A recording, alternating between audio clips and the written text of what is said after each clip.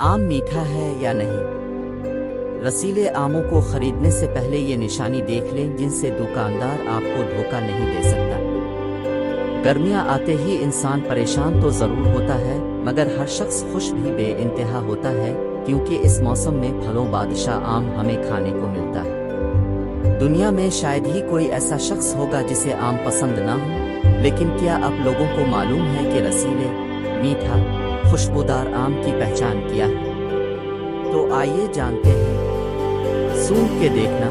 आम खरीदने से पहले इसे टहनी वाली तरफ से सूंघ कर देखें। अगर आपको इसमें से सुकून दे, हल्की हल्की मीठी मीठी खुशबू आ रही है, तो वो आम इंतहा दर्जे का मीठा हो। लेकिन यह ख्याल रखें हमेशा के ज्यादातर पतले लंबे आम लेने से गुरेज करें और मोटे आम लें, क्योंकि अक्सर मोटे आम रस से भरे होते हैं। छू कर देखना।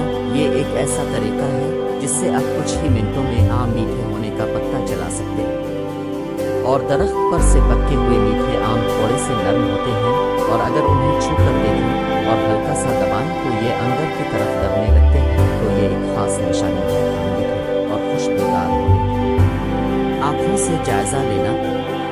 रसीला आम किसी फुटबॉल की साख्त जैसा होता है, तो ऐसे फल का इंतखाब करें जो गोल मटोल है।